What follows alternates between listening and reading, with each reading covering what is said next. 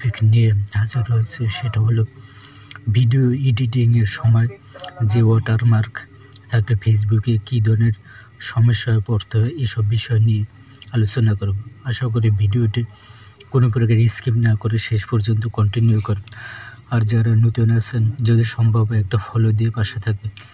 যাই হোক, ভিডিওর মূল আলোচনায় চলে আসে। আজকের ভিডিওর মূল আলোচনা হচ্ছে, যে টপিকটা নিয়ে আলোচনা করবে সেটা হলো ভিডিও এডিটিংয়ের সময় যে আপনারা যে ওয়াটারমার্কগুলো থাকে, যেমন ক্যাপকাট সফটওয়্যার দিয়ে যদি আপনি ভিডিও এডিটিং করেন, তাহলে কিন্তু ভিডিওর কী থাকে, ওয়াটারমার্ক থাকে। অথবা ইনশট যে সফটওয়্যারটা আছে, ওটা থেকে ভিডিও এডিটিংয়ের সময় কিন্তু ওদের যে নিজস্ব যে লোগো, যে ওয়াটারমার্ক বলে থাকে, অনেকে লোগো বলে, ভালোভাবে চিনবেন। তো বিশেষ করে যারা নতুন ইউজার আছেন, তারাও অনেক সময় দেখা গেছে কেউ ইনশট অথবা ক্যাপকাট এই দুইটা সফটওয়্যার বেশিরভাগ ইউজ করে।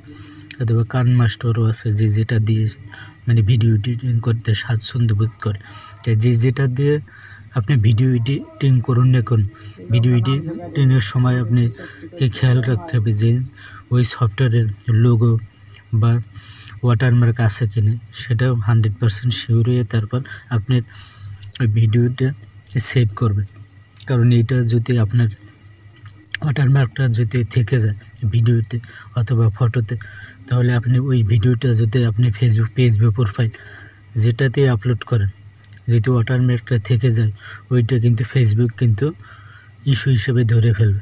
কেন অনেক সময় আপনার যদি নতুন পেজে, যে পেজে আপনি মনিটাইজেশন পান না, ওই পেজে কিন্তু মনিটাইজেশন দেবে না। যদিও দেয়, পরে দেখবে যে ওই ভিডিওটার কারণে আপনি মনিটাইজেশনটা যে কোনো সময় রেস্ট্রিক্টেড হয়ে যেতে পারে।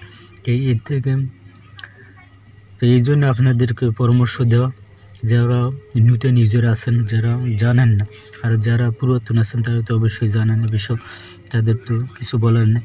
বিশেষ করে যারা নতুন ইউজার আছেন তাদের জন্য এই পরামর্শটা অবশ্যই হেল্পফুল হবে। আপনারা চেষ্টা করবেন যখন আপনি ভিডিওটি এডিটিং করবেন, তখন 100% শিওর হয়ে নেবেন যে ওই সফটওয়্যারের লোগো বা ওয়াটারমার্কটা আছে কিনা, এটা দেখে তারপর ভিডিওটা সেভ করুন। সেভ করার পরে তারপর আপনি ফেসবুক পেজ বা প্রোফাইল যেটাই আপলোড দেন, কোনো সমস্যা নেই। আর যদি এর আগে যদি আপনারা ভুল করে থাকেন যে আপনাদের ভিডিওতে এরকম ওয়াটারমার্ক আছে, একটা না দুইটা না বা বেশি আছে, তাহলে ওই ভিডিওগুলো কী করতে হবে, সবগুলো ডিলিট করতে হবে। কারণ ওইটার কারণে অনেক সময় দেখা গেছে আপনার পেজ বা প্রোফাইলে মনিটাইজেশন দেবেন, কারণ আপনার ওই ওয়াটারমার্কটা অ্যাভেলেবেল আপনার ভিডিওতে আছে। এই জন্য আপনাকে অবশ্যই শুরু থেকে সাবধান হয়ে যাবে। আর যারা ভুল করে ফেলছেন, তাদের ভিডিওতে যে কটাই আছে, পেজ হোক বা প্রোফাইল হোক, তাহলে সব কটা আপনারা ডিলিট করে দেন। তাহলে আপনারা দেখছো অতি তাড়াতাড়ি মনিটাইজেশন পাতে পারেন। কিন্তু সব কিছু আপনার ঠিকঠাক আছে, সব কিছু ওকে, আপনার পেজে কোনো সমস্যা নেই, ভিডিওতেও কোনো সমস্যা নেই, কোনো মিউজিক ইউজ করেন অথবা অন্য কারণ ভিডিও ইউজ করেন না, অথবা কপি কন্টেন্টও নেই, কিন্তু একটা জায়গায় আপনার কি সমস্যা, ওই যে ওয়াটারমার্কটা রয়েছে, এই কারণে আপনাদের পেজ বা প্রোফাইলে কোনো মনিটাইজেশন দিচ্ছেন।